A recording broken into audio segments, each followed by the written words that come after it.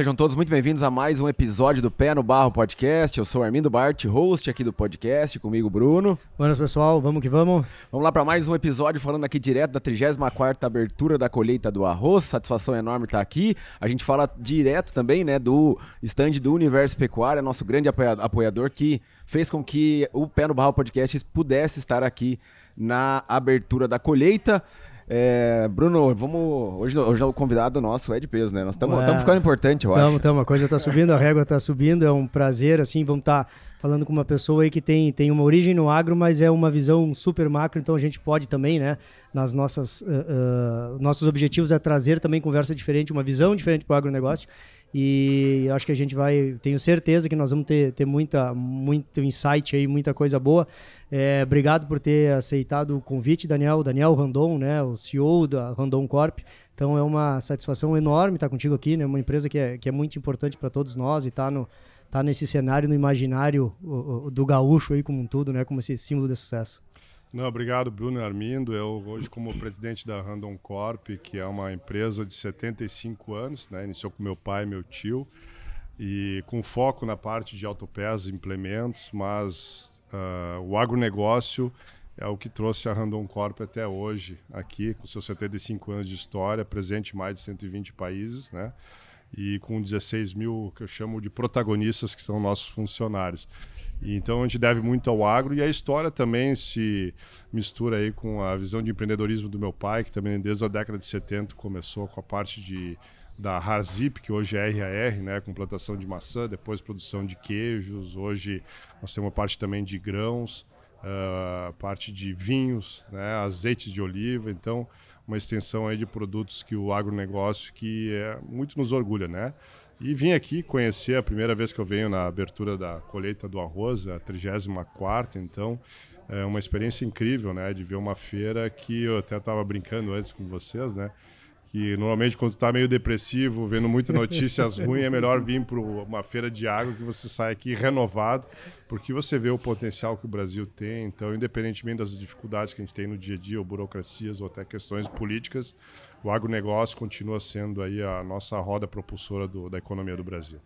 Ótimo. Sem dúvida. Só antes da gente, o papo já vai esquentando, né? Falar um pouquinho só dos nossos apoiadores, como eu falei, né? Um deles é o Universo Pecuária, é uma feira focada na pecuária sustentável que vai acontecer em Lavras do Sul dos dias 7 a 11 de maio de 2024. Então, se você é um parceiro e quiser entrar em contato com o Universo Pecuária para estar lá dentro, entre em contato. Também a CIA Brasil, CIA Serviço de Inteligência em Agronegócios, a Agrocampo Giordani, a ZT Sementes, San Esteban e MT Soluções Agropecuárias.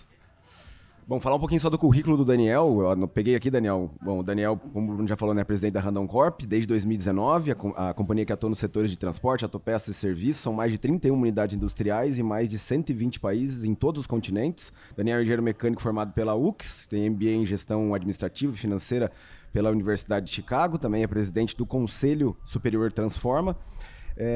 E também foi eleito, né, o CEO...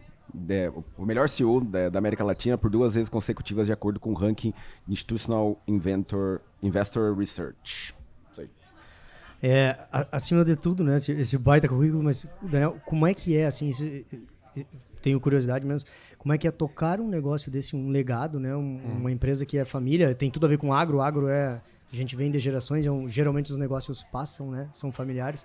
E como é que é um pouco assim como é que foi a tua preparação? Tem uma preparação aqui de currículo, de academia, mas como é que é essa preparação para tocar um negócio familiar, um negócio tão grande? Bom, Bruno, a história começa sempre... Primeiro eu tive sempre o apoio dos meus pais, meus irmãos, para continuar sempre estudando, né? E não só na parte da universidade, a oportunidade de fazer uma engenharia mecânica, mas desde jovem também fiz alguns estágios na Randon, na Gerdau, também tive a oportunidade de aprender, e depois tive a oportunidade também de tocar uma das nossas unidades em São Paulo, fazer o que a gente chama de turnaround, né, de viabilizar o negócio. Depois de 2 anos, aí tive todo o apoio aí da minha família para fazer um MBA no exterior. E esses aprendizados, né, depois que eu não voltei, né, fiquei um tempo aí numa das empresas fora da Randon, para aprender um pouquinho mais, né, ver o que eu aprendi lá fora, se de fato se põe em prática em grandes corporações. E aí tive a oportunidade de voltar e continuar essa caminhada na Fras-le, que é uma das principais empresas que nós temos globais hoje da empresa. Então ali de 2006 a 2014 eu tive nessa unidade, e ali um dos momentos importantes que eu falo, enquanto todo mundo estava sofrendo com a crise de 2008 para 2009 do nosso setor, a Fras-le estava abrindo uma fábrica na China em 2009, no final de 2008 mesmo nós adquirimos uma unidade nos Estados Unidos e naquele momento também abrindo uma operação de distribuição na Europa, né? Então é isso, acho que a história que a Randon, dos seus 75 anos, tem, né, nesses momentos difíceis. Eu acho que os próprios fundadores, meu pai, meu tio, tomaram ações mesmo nas crises, olhando como oportunidade. E eu acho que é isso que a Randon Corp tem feito, né? Quando a gente olha o nosso crescimento aí de uma receita de 2016 de 2,6 bi para 2022 de 11,2 bi, né? Esse crescimento foi, sem dúvida, revisitar alguns conceitos, trabalhar muito a apoio com as lideranças, né, de trabalhar em colaboração e com o protagonismo aí dos nossos colaboradores que a gente tem contribuído. Agora, como família, sempre um papel que hoje eu tive a oportunidade de falar aqui palestrando aqui na abertura da colheita, a questão de governança, ou seja, a família tem esse papel importante dos controladores, dos acionistas, os sócios terem reuniões mensais, acompanhar alinhamento de acordos, tanto acordo de sócios ou acordão da família, dos princípios. Quer dizer, você tem que estar alinhado buscando o propósito e até um planejamento, né? Quando existe essa governança, principalmente um alinhamento da família, os negócios, sem dúvida, conseguem ser cada vez melhores. Mas o principal do sucesso da empresa é contar com as pessoas. E isso é a própria profissionalização das pessoas hoje que estão na Randon Corp trabalhando conosco, né? São lideranças que a gente dá todo o apoio, suporte e confia, né, que estão fazendo o melhor papel para continuar crescendo e desafiando aí no mercado que é cada vez mais competitivo. E a competição não se olha só a nível local, nacional, mas também internacional. Então esse é o desafio de ter pessoas boas, capacitadas e dar todo o suporte com uma boa governança, que é a família apoiando, com um bom planejamento, um bom propósito dentro dos valores da empresa, que é o legado da família, né? Você tem aí uma construção dos fundadores que mantém valores e princípios, e esse é o desafio de manter os valores e princípios da empresa, mas se reinventando, inovando na parte de produto e tecnologia, principalmente junto ao cliente, que tem cada vez mais demandas e são mais exigentes também.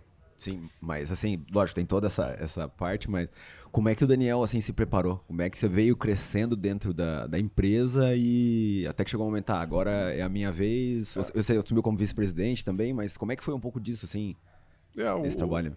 Assim, na época eu posso dizer, da universidade, eu ainda tinha dúvida se seguiria o ramo da família ou não, né? Até na época eu lembro que eu iniciei lá um website, ou seja, quase uma startup, quando estava na Universidade de Engenharia Mecânica. E aí depois, algumas conversas com outras empresas familiares, as pessoas falaram, Daniel, se tu quiser trabalhar no negócio da família, é importante que você se prepare, mas também que entregue resultados, né? Não tem outra coisa a não ser entregar resultados. Então teve alguns momentos importantes. Eu acho que na adolescência também, acho que eu falo para as pessoas, né? Aproveite esse momento aí também para participar de outros grupos que possam ter liderança. Então eu participava de grupo de jovens. Teve um período que eu assumi a Cruz Vermelha de Caxias do Sul, né? Eu praticamente estava ali com uns 22 anos de idade, assumindo uma entidade que fazia ali, além da questão, né, da história da Cruz Vermelha de ajudar em momentos difíceis, mas com foco na questão de dependência química, né? Ou seja, o tratamento de dependentes químicos. Então foi uma oportunidade ímpar também de aprender a liderança, trabalhar com outras, né, pessoas, outras oportunidades de conhecer mais, um pouco mais, além do negócio que a gente está envolvido, né? E esse é o mesmo papel que eu acredito que as lideranças têm que ter hoje, né? Que a gente tem, por exemplo, o próprio Transforma RS, que eu tenho com outras lideranças empresariais, de estar olhando aí o setor público, privado, junto com universidades, buscando aí um ecossistema cada vez melhor. No caso do Daniel, teve esse processo, né? E aí em 2014, quando estava na liderança da Fras-le, meus irmãos me chamaram para trabalhar com eles no corporativo, na Randon Corp. E ali eu assumi como CFO, né? Bem na época da do início da crise, ali, Uma época 2015, boa 2016. Tem uma oportunidade boa para ti aqui. Para branquear mais ainda os cabelos, né? Então, os cabelos branquearam muito mais ali. E a crise foi uma oportunidade de revisitar conceitos, né? E de trabalhar dentro da empresa mesmo essa visão da novo momento de transformação digital. Isso até hoje eu tive a oportunidade de comentar aqui na palestra. Foi nesse momento que a Randon Corp começou ali, junto com o Marco Polo e outras empresas, a criar o próprio Instituto Hélice, que é um ecossistema. Ou seja, vamos sentar juntos, ver as nossas dificuldades, chamar startups, aceleradoras, entender esse novo mundo da transformação digital. E aí, quando iniciamos esse processo, é um processo que, sem dúvida, traz uma mudança de mindset das lideranças, tem que trabalhar mais em colaboração e tem que dar protagonismos e apoio para as pessoas, né? Então, foi isso.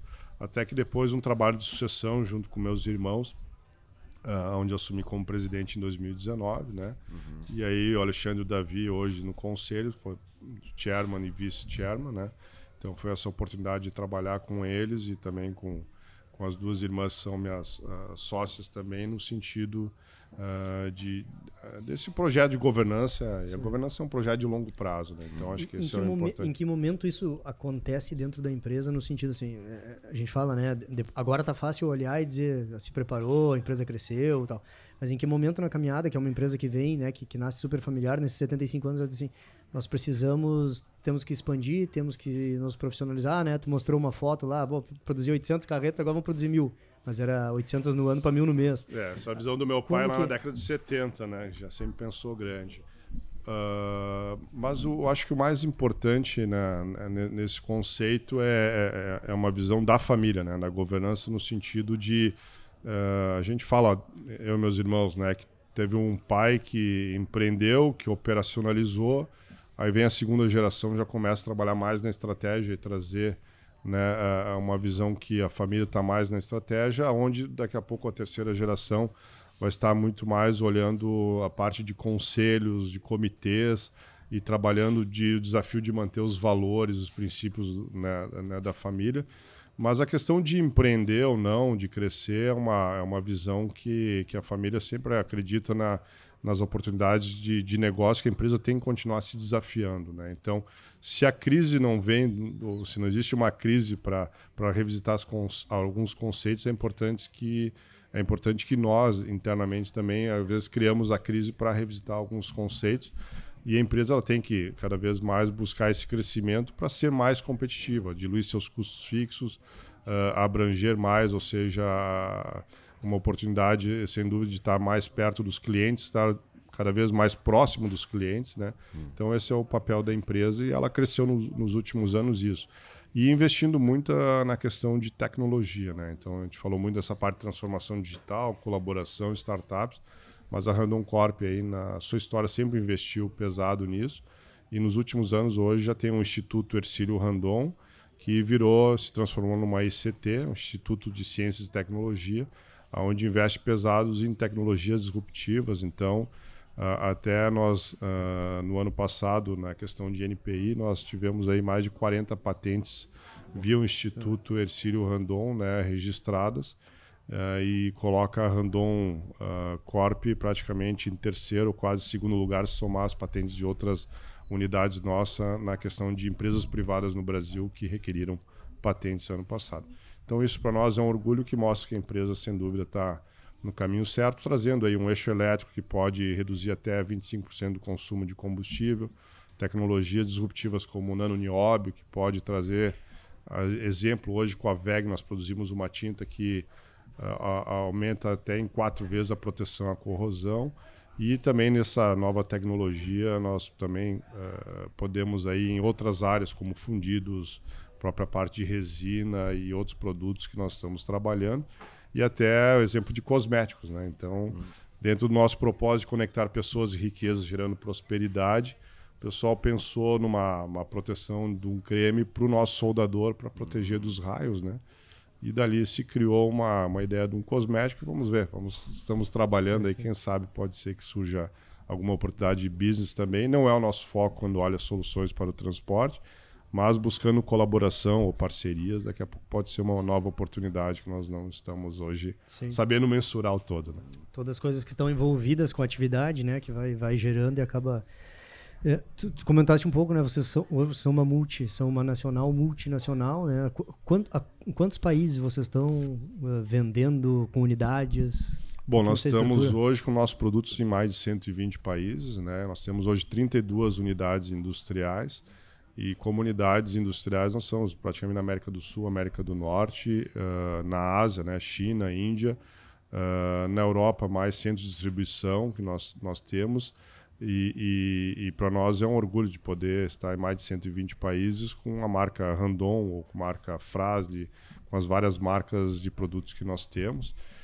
Mas é uma caminhada de longo prazo, né? É como a governança, tem que ter resiliência, né? Tem momentos que é difícil a parte de exportação, mas começa inicialmente exportando para fora, até depois você criar uma equipe de vendas que vai estar cada vez mais presente perto aos clientes no exterior, para depois criar além de um escritório comercial, um centro de distribuição e até alguns momentos ter uma fábrica, como a gente tem na China, nos Estados Unidos, México, né, na Argentina também e outros locais que a Randon Corp tem trabalhado, com a oportunidade de estar mais próximo do cliente e ter mais competitividade também. Né? Como é que funciona essa tomada de decisão de vocês? Porque a gente, puxando para o agro, tentando fazer um paralelo, né? É uma proporção muito menor, mas a todo momento tem aquela decisão. Aumento área, não aumento área, vou expandir meu negócio, planto mais, arrendo uma fazenda, compro uma fazenda. Como é que funciona um pouco? Porque parece, sim, não é nada simples. Vou abrir uma fábrica nos Estados Unidos agora, abrir um mercado e agora acho que cabe. O que vocês analisam? Obviamente o mercado, mas quais são assim, alguns que a gente pudesse traçar um paralelo aí? O mais importante quando você analisa, primeiro é a questão da tua competitividade estando no outro país, né? Então, acho que muitas vezes você tem que estar lá, até porque você já fornece para alguns clientes e às vezes o cliente também não quer depender somente de uma exportação de um local. Então, daqui a pouco você tem que ter uma segunda alternativa com uma fonte, né? E o local pode ser oportunidade. Segundo ponto importante é ver qual que vai ser a nossa competitividade no local, né? Nós temos alguma tecnologia, algum valor agregado que a gente possa se diferenciar, porque você normalmente não tem o conhecimento local, né? Ou não tem todas as variáveis para ter a mesma competitividade que nós temos aqui no nosso país. E por isso que alguns negócios a gente acaba, por exemplo, na Índia, a gente acaba tendo uma joint venture com uma empresa local, porque ali a gente percebeu que nós teríamos muito mais dificuldade, não teríamos a competitividade de produzirmos sozinho. Então, cada caso tem que ser avaliado, mas no final do dia você tem que fazer os estudos, vendo quanto vai investir, né, o quanto pode trazer de retorno, né, mas principalmente olhando não só no curto prazo, é um projeto de médio e longo prazo, até para ter mais competitividade. Normalmente o ramp-up, né, o início, para viabilizar qualquer operação nova mesmo no país ou fora, ele tem um tempo que pode. E muitas vezes, às vezes, são oportunidades de uma aquisição, né, de um produto que você quer estar mais perto, oferecendo não só um produto, mas uma solução para o seu cliente. Então, às vezes, também tem oportunidades de negócio que aparecem e acaba ocorrendo uma possível aquisição, como eu falei do exemplo lá de 2008, que nós adquirimos uma unidade nos Estados Unidos.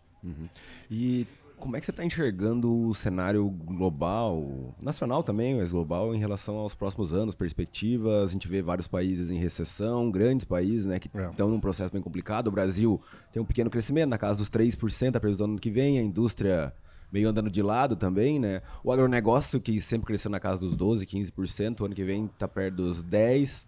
Como é que você enxerga esses próximos anos e o cenário que a gente está vivendo? Bom, Armindo, assim, se nós olharmos a previsão de PIB desse ano é um PIB global menor, então você vê uma possível redução. Não é o que eles chamam, né, de uma crise profunda, mas é uma desaceleração que nós temos do mundo. Porém, para o Brasil, olhando assim, o agro, sem dúvida, esse ano tem um desafio da safra, né, que pode ter uma pequena quebra, né, uma quebra que acaba afetando um pouco os resultados. Por outro lado, o cenário de guerra, o cenário próprio das questões comerciais entre China e Estados Unidos, podem gerar mais oportunidades para o Brasil, né? Então, desde a questão de commodities, daqui a pouco com preços melhores, como também poder entrar e demanda de outros países dos nossos produtos ao invés de produtos chineses, que é um exemplo. Então, eu acho que o Brasil tem oportunidades, porque pela competitividade do agro, pela demanda que está tendo hoje de uma matriz cada vez mais limpa, e o Brasil tem essa capacidade, tanto da questão, né, de energias limpas, como também dos combustíveis, biocombustíveis, ou também agora o SAF, né, que é um produto que o Brasil tem essa competitividade. Então isso para mim eu acredito assim que no médio e longo prazo, tem anos que a gente tem um pouco mais de dificuldade pela questão macroeconômica do país e do mundo, mas eu sou mais otimista. Eu acho que o Brasil ainda tem um papel fundamental de ser o celeiro do mundo, então acho que ainda vão ter muitas oportunidades de crescimento para o agro e também para a indústria no momento que ela busca essa competitividade global e de oportunidades cada vez mais de exportar. No nosso caso, a gente tem investido nessas tecnologias disruptivas que podem também contribuir para crescer e entregar um produto diferenciado, não somente no Brasil, como no exterior também, que essa é a oportunidade. Então, assim, por mais que eu falo que, até escrevi um artigo em janeiro, né, na Zero Hora, que eu acredito que vai ser um ano bom, mas desafiador, né? Um ano bom, mas desafiador. Quer dizer, esses desafios, esses percalços que nós temos aí, tanto no mundo no Brasil, também podem surgir das crises oportunidades para novos negócios ou até para novos produtos. Então, acho que é o papel nosso estar atento a esses movimentos. Nessa linha, né, numa caminhada, porque aquela máxima, né, da maratona, né, a empresa que vai 75, tem mais 75, mais... isso sempre vai acontecer, né? Esses momentos ruins, essas crises, essas que, como tu bem comentou, né, em alguns momentos nos desafiam e fazem a gente mexer. Nessa posição, assim, na posição da liderança da empresa, que tem um seu planejamento de investimento de 1 ano, 2 anos, 3 anos, 10 anos, como que é essa tomada de decisão de dizer, cara, vamos puxar o freio agora, segue o curso... Como é que faz como é que trabalha essa avaliação? A pandemia nos colocou um momento que parece que tudo acelerou, né? Até eu brinco, às vezes para mim 6 meses parece que já foi 1 ano, né? De tanta coisa que estão sendo feita e essa capacidade, né, das reuniões hoje, né? Não precisa estar mais no local para fazer uma reunião e até você consegue hoje se conectar com todas as suas lideranças rapidamente via videoconferência, né? E que era um desafio antes, né? Na questão de comunicação. Quando você olha essa aceleração e o mundo está cada vez mais rápido, é o que eu falo, antigamente você levava 5 anos, então você planejava algo para daqui 5 anos estar entregando. Parece que 5 anos hoje já são em 3 e daqui uns 5 anos vai ser em 2 anos, né? Então está tudo mais acelerado. Eu coloco aquela visão de um veleiro, né? Então você tem um projeto, um plano de sair do ponto A até o ponto B. O que muda é o seguinte, a capacidade das lideranças de ver a mudança dos ventos e a rapidez de mudar as velas, ajustar as velas para a nova direção, para dar mais força e impulsionar.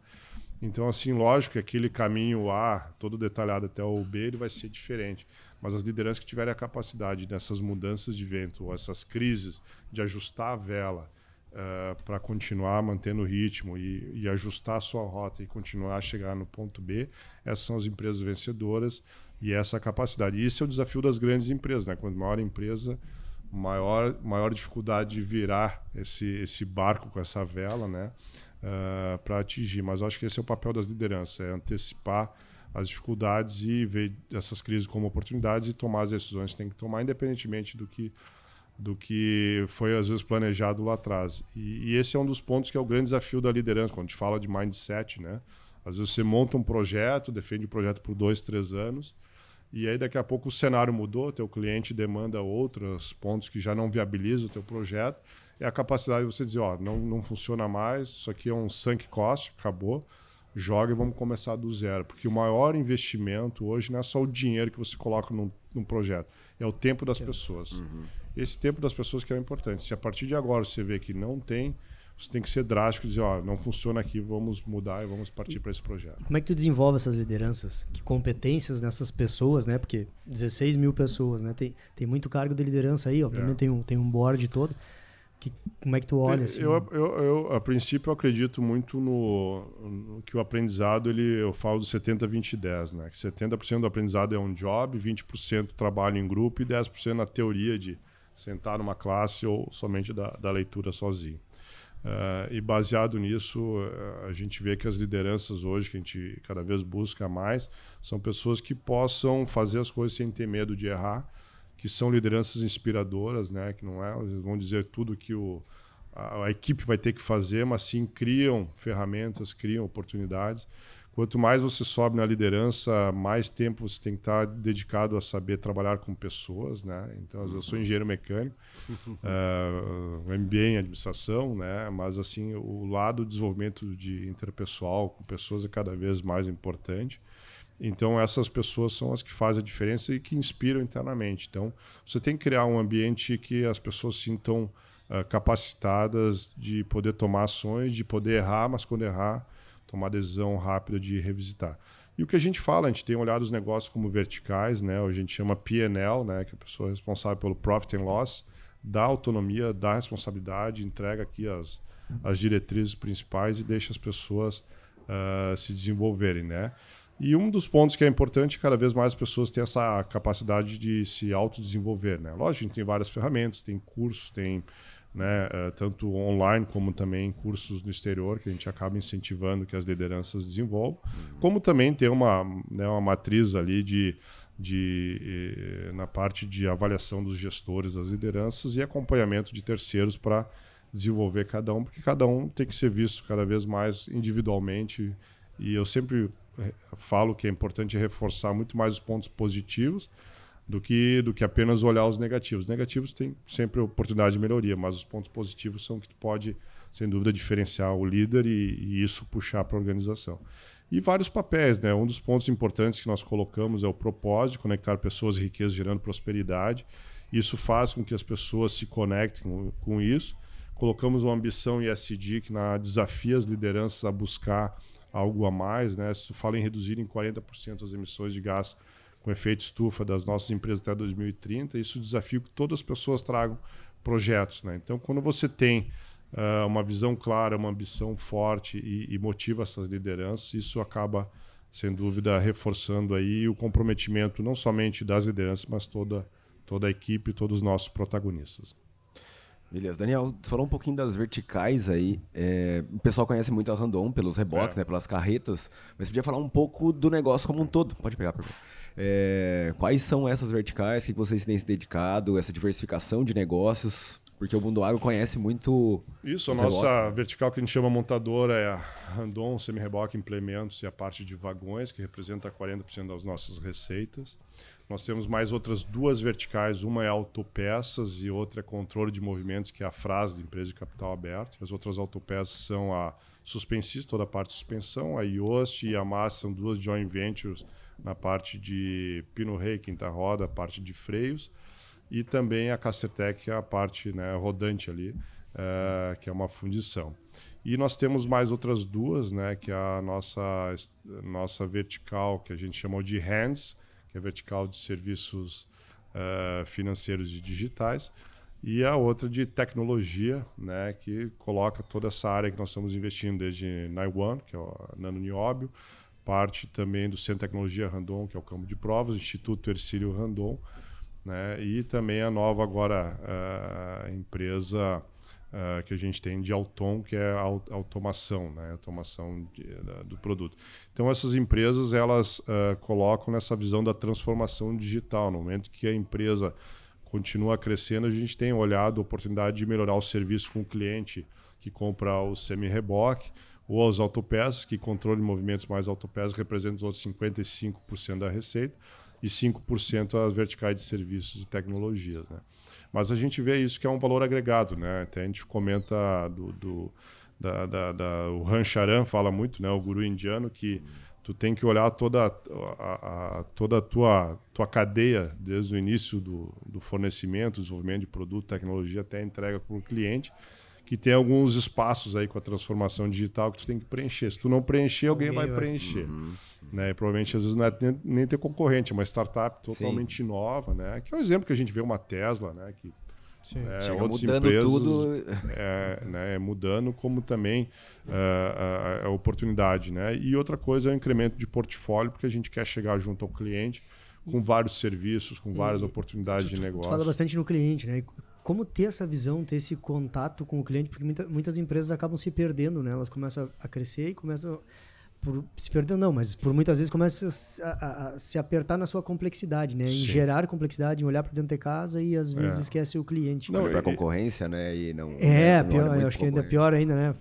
Começa a fazer os seus movimentos. Esse é o desafio de toda a organização em crescimento, porque como é que você está, né, presente com o cliente, com todos os clientes, né? Então, e como é que você transforma isso numa organização que tem toda uma governança, mas que continua esse relacionamento olho no olho, né? Isso tem sido um desafio. Então, feiras como essa aqui é um exemplo, né? A oportunidade ímpar de vir aqui, ouvir as pessoas, eu sempre encontro um cliente, um parceiro, um fornecedor, que é uma oportunidade de estar nessas feiras é importante, mas também começar a trabalhar com outros serviços que a gente tem hoje com algumas startups que começam a ter mais informação do teu cliente, né? O próprio nosso produto com eletrônica embarcada, a gente começa a ter mais informações também do que a gente pode melhorar nosso serviço interagindo com o cliente. Então, esse é o futuro que a gente vê nessas oportunidades, mas sem dúvida eu acredito que o produto é sempre um desafio na questão de competitividade, mas o relacionamento ainda é o primeiro ponto e mais importante do que o cliente, se precisar de alguma coisa, ele liga para mim, ou liga para um distribuidor, ou liga para um diretor da empresa, ele tem alguém que possa ouvir e resolver o problema dele. Isso no final do dia é o que o cliente mais precisa e ter esse espaço. Então é um trabalho muito que a gente tem os parceiros nossos, por exemplo, distribuidores, né, tanto na parte de montadora como na parte de autopeças, reposição independente também. E sempre buscar esse canal aberto, e esse é o papel das lideranças e de todos os 16 mil protagonistas, né? De tentar resolver o problema o quanto mais rápido. Mas sem dúvida é sempre um desafio, porque o cliente ele tem sempre o poder de dizer se gostou ou não gostou, né? E nem sempre ele vai te falar, então você tem que estar atento. Ele pode não voltar, né? Se não voltar já está o recado dito, né? Então, mas importante, então, essas novas tecnologias, acho que, né, de serviços junto na ponta do cliente, a gente começa também a ter mais informação quando fala em eletrônica embarcada, o serviço nosso de banco, consórcio, a própria joint venture com a Gerdau, da Adiante, que é uma empresa de aluguel. Então, essas oportunidades a gente começa a ter mais informação e vender não somente um produto, mas vender todo o conceito do last mile, no sentido de que o cliente possa ter um custo mais competitivo possível, com melhor produto, melhor qualidade e melhor entrega. E a gente podia falar um pouquinho da ligação de vocês com o campo, né? Tem a parte do negócio envolvido, que vocês vendem muito para o agro, mas falar um pouquinho da ligação de vocês com o campo, com a RAR, com todas as outras, todos os produtos que vocês têm trabalhado. Conta um pouquinho, não sei quanto é o teu envolvimento, né? Esse envolvimento que meu pai sempre gostou, né? O campo, a vida dele, década de 70 já plantando maçãs, né? Com uma oportunidade aí de incentivos fiscais. Década de 90, ele teve um amigo italiano que falou: Raul, você tem que levar esse queijo parmesão para o Brasil, porque nós tínhamos, década de 90, dificuldade enorme de importação de produtos, né? Eu lembro que na época eu comia muito, era queijo mussarela e queijo de Minas, né? Não sabia que existiam outros queijos tão bons assim. E aí ele trouxe naquele momento toda a tecnologia de um gasefício, né? na Itália, dos produtos, também a questão do queijeiro veio aqui ensinar como se fazia, mandamos o nosso queijeiro também aprender na Itália e trouxe 2 Boeing 737 com vacas prenhas, né? Então, essa foi a oportunidade. Nada é pequeno, nada devagar. Meu pai não pensava, brincava. nunca pensou pequeno, né? Como tu falou, dezembro, década de 70, quando veio para o Brasil, disse pro irmão: agora vamos montar uma fábrica para produzir, né, 1000 semi-box ao mês em vez de 800 por ano, mas tudo bem. Sempre foi um visionário. Tive uma ideia. Então esse negócio foi crescendo, depois foi feito um spin-off, saiu de dentro da Randon, então o negócio hoje é 100% da família, capital fechado, onde tem meus 2 irmãos que estão no dia a dia no conselho, junto com o Paulo Herman, e o meu cunhado aí que toca como presidente da RAR, e já numa linha, né, desde que a gente cresceu, meu pai trouxe a ideia do vinho, aí começou a produzir vinho junto com a Miolo, tem toda a parte de videiras, de uvas, né? Depois começou a plantar oliveiras também, então a gente tem o nosso azeite também, nós importamos azeite, né? E hoje nós estamos aí produzindo mais de 100 toneladas de queijo parmesão por mês, né? Produzindo aí mais ou menos umas 50 mil toneladas de maçãs por ano, mais algumas que nós compramos e comercializando, né? Mais de 100 mil garrafas de vinho por ano também, né? Então tem crescido, e tem também a parte do grão, né? A gente produz, né? A gente tem umas hectares que plantamos aí soja, milho, né? E é uma visão que meu pai sempre gostou, então que a gente está fazendo lá é manter os valores da família, né? Esse conhecimento da indústria, do planejamento desde a década de 90 que nós temos, a própria governança, muitas coisas nós levamos também para a indústria do RAR, né? E hoje estamos ali também abrindo espaço RAR em vários locais. Agora, semana que vem, já inauguramos em Gramado também um espaço RAR, que ali pode ter todos os produtos, além de outros parceiros com massa, molhos, né? E um bistrô ali para poder comer e também comprar alguns produtos bons. As unidades estão em Vacaria, naquela região? A produção, a maioria é Vacaria e Bom Jesus, né? Nós temos a estrutura, né? Mas o Espaço RAR hoje já tem em vários lugares, Porto Alegre, Santa Catarina, né? Paraná e Florianópolis. Também algumas cidades também em São Paulo. E agora em Gramado nós estamos abrindo aí na próxima semana. Bacana. E também dá para comprar pelo website, né? Então dá para entrar lá no espaciorar.com.br e comprar online que entregam em casa.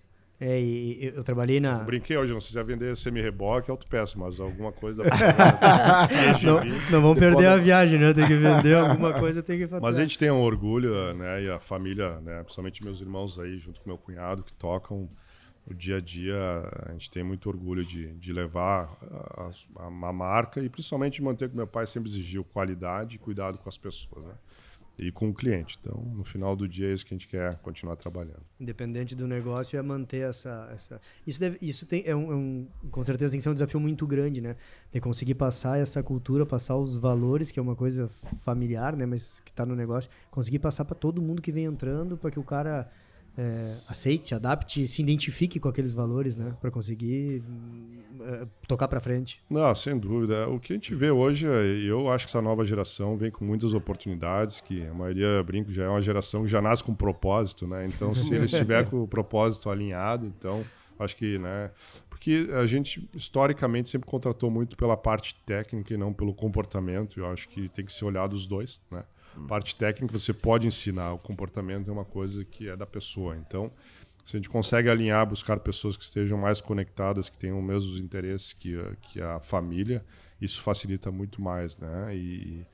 Então a gente tem reforçado isso, que tendo propósito, princípios claros, a gente adquire essa nova geração.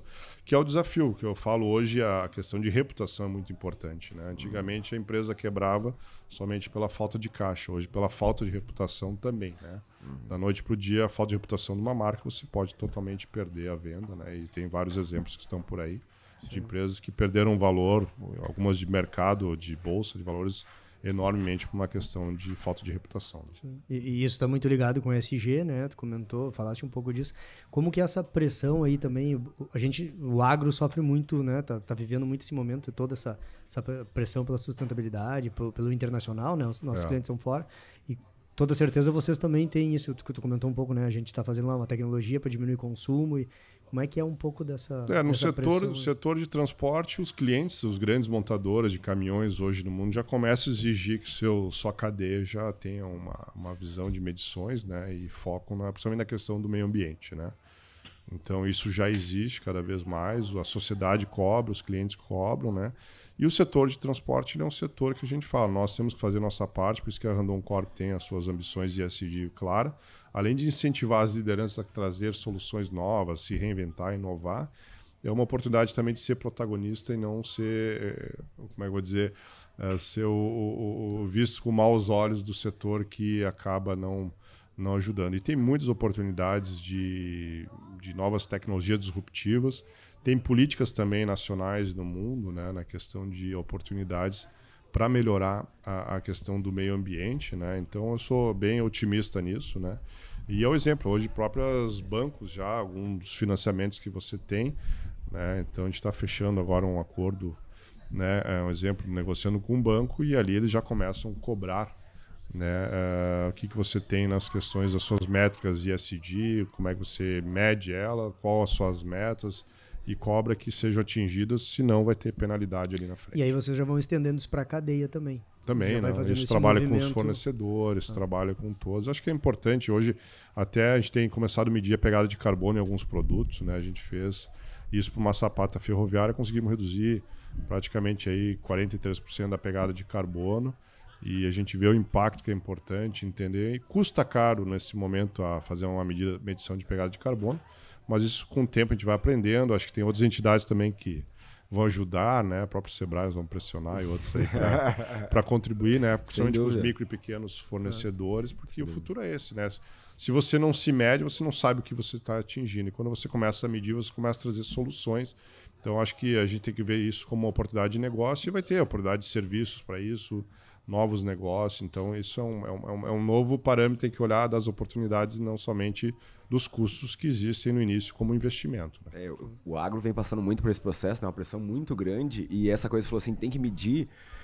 Vieram todos os índices do IPCC, né, todos de fora, com base em clima temperado. Quando chegou para cá, todo mundo falou, não, o Brasil é extremamente emissor, a produção pecuária e tal. E quando começou a medir aqui, os indicadores eram todos muito menores. Isso. Emissão sendo 30% menor, usando os parâmetros reais locais, sim, né? Então essa é a grande importância também. E o setor de transportes, querendo ou não, também está muito pressionado, né, nesse... mas a gente tem muita oportunidade, o próprio biodiesel que nós temos, né? Então toda essa oportunidade de negócio que a gente vê da nossa matriz energética, aí, quase 90% limpa, né? De energia ou de energia total próximo a 50%. Então isso é um desafio para nós, acho que a gente tem muitas oportunidades, né? Diferente de outros países que têm uma matriz né, onde é mais complexo. Mas é normal essa pressão, acho que isso existe, né? Principalmente que nem você falou, como você não mede as coisas, você não sabe a realidade e as oportunidades que o país tem, né? Mas o mais importante é começar a medir, entender e ver as oportunidades que o país pode contribuir e ser um diferencial. Acho que é virar essa página e mostrar o Brasil como o celeiro e o celeiro sustentável do mundo. Uhum. Ótimo, vamos liberar, né? Vamos liberar que vamos ter que pegar a estrada. Vamos ter que liberar. Daniel, show de bola, muito obrigado assim, pelo tempo, né? Por dividir com a gente, né? A gente sabe como é que é, imagina, não sabe a realidade toda, mas de quanto é corrido, de quanto, né? Na posição que tu tá, com a responsabilidade que tem. Então tá dividindo, tá compartilhando, né? Cada vez a gente tem tido a felicidade de ter... conseguido conversar com pessoas que vêm com essa pegada já, né? Que é uma coisa que a gente tem falado, é nova, né? Ao menos pro agro aqui, essa divisão, o querer ajudar, o querer fazer um negócio a elevar todo o setor, todo mundo junto. Então, te agradecer mais uma vez por estar dividindo e saber que a gente muito feliz mesmo tá podendo conversar contigo, né? Uma pessoa que roda aí por todos os lugares, traz toda essa experiência. Não, obrigado, Bruno, Armindo, né? Para mim é um orgulho poder vir aqui na abertura da colheita do arroz e palestrar um pouco, falando principalmente da indústria que a gente tem feito, né, na parte de gestão. E, sem dúvida, isso se refere também ao agro, que, na minha opinião, ainda tem um potencial enorme para o Brasil de continuarmos crescendo com sustentabilidade, né? A gente vê essa preocupação e conscientização que os empreendedores aqui, gaúchos e brasileiros, têm. Então, para nós é um orgulho e sei que nós estamos no caminho certo, né? Continuar tendo a nossa resiliência e empreendedorismo de sempre, né? E ver as dificuldades mais como oportunidades que nós podemos revisitar alguns conceitos, trabalhar e principalmente continuar trabalhando aí em cooperação, né? Acho que tem as federações, a própria Farsul aqui, né? Embrapa, né? Senar, todos aí, tu vê o apoio que eles dão para o agro e a união que tem essas lideranças. Isso é muito importante aí para que a gente, como empresário, empreendedor, continue trabalhando para um país melhor, porque acho que negócios são feitos, né? Principalmente na história do relacionamento, né? Então, quando se tem parcerias e oportunidades, como a gente está vendo aqui nessa abertura da colheita do arroz, a gente vê que o Brasil tem muita oportunidade ainda e vontade de ver essa turma toda com os olhos brilhando aqui de oportunidade de negócio. Para mim faz de novo voltar para Caxias revigorado, né? Com mais alegria e mais animado aí. Né? Então, parabéns a todos, parabéns ao podcast aqui, Pé no Barro, né? Pelo trabalho, e é um orgulho aí poder dividir um pouquinho da minha história. Obrigado. Obrigado, Daniel. Obrigado à tua assessoria também, né? Que o pessoal conseguiu nos ajustar, a tua agenda, corrida por aqui, foi super solícito. Obrigado mesmo. Limpar a barra com a assessoria, deve ter escutado. Não, pelo contrário, foi muito, muito bem, me responderam bem, foi muito legal. Obrigado mesmo, agradecer a todos vocês que estiveram aqui no podcast até agora, também aos nossos apoiadores, a Universo Pecuária, a CIA Brasil, a ZT Sementes, San Esteban, MT Soluções Agropecuárias e também a Agrocampo Jordani. Obrigado mesmo, se você está nos assistindo aí e quiser colar sua marca junto com a gente, entre em contato com o Pé no Barra Podcast, sigam a gente nas redes sociais e até o próximo Pé no Barra Podcast. Valeu, grande abraço, até mais.